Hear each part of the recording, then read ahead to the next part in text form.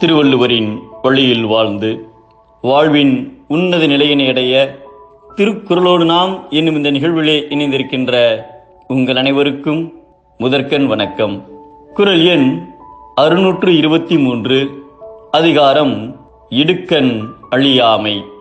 1988ஆம் ஆண்டு உத்தரப்பிரதேசத்தில் ஒரு நடுத்தர குடும்பத்தில் பிறந்தவர் அருணிமா சின்ஹா.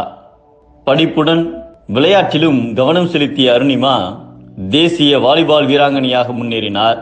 2011ஆம் ஆண்டு ஏப்ரல் மாதம் ஒரு நேர்முக தேர்விற்காக லக்னோவிலிருந்து ஒரு எக்ஸ்பிரஸ் ரயிலில் டெல்லிக்கு பயணம் செய்தார். இரவில் 4-5 முரடர்கள் அருணிமாவின் கழுத்தில் அணிந்திருந்த தங்கச் சங்கிலியை பறித்து கொண்டு அவரை ரயில் பெட்டியிலிருந்து கீழே தள்ளிவிட்டனர். கீழே விழுந்ததில் இடதுகால் பலத்த காயமடைந்தது. தண்டவாளங்களுக்கு இடையில் நகர முடியாத வேதனையுடன் உயிருக்கு போராடினார். பின்னர் மருத்துவமனையில் சேர்க்கப்பட்டார்.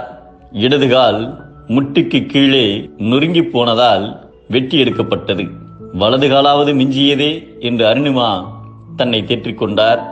உடல்நிலை முன்னேறியதும் உடல் உறுப்புகளை இழந்த எந்த ஒரு பெண்ணும் இதுவரை எவரெஸ்டை அடைந்ததில்லை, நாம் ஏன் அந்த முதல் பெண்ணாக இருக்கக்கூடாது என்று யோசித்தார். செயற்கை கால் பொருத்தி கொண்டு கடும் முயற்சி செய்தார்.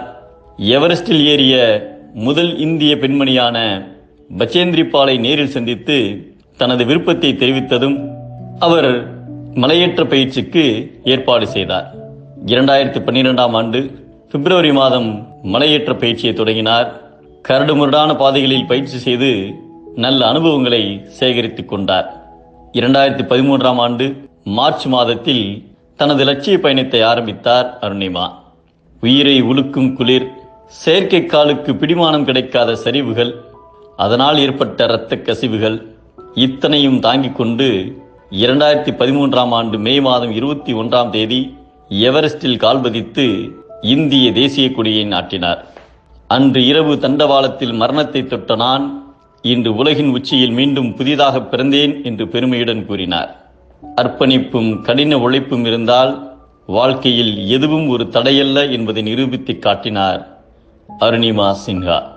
துன்பம் வந்தபோது அதற்காக வருந்தி கலங்காத மனமூக்கம் உடையவர் அந்த துன்பத்திற்கே துன்பத்தை உண்டாக்குவார், அதை வென்று விடுவார் என்பதை இடும்பைக்கு இடும்பை படுப்பர், இடும்பைக்கு இடும்பை படாதவர் என்கிறார் நம் தெய்வ புலவர் திருவள்ளுவர். துன்பத்தில் சோர்ந்தால் வீழ்ச்சி, துன்பத்திலும் எழுந்தால் வளர்ச்சி. மீண்டும் அனைவருக்கும் நன்றி, வணக்கம்.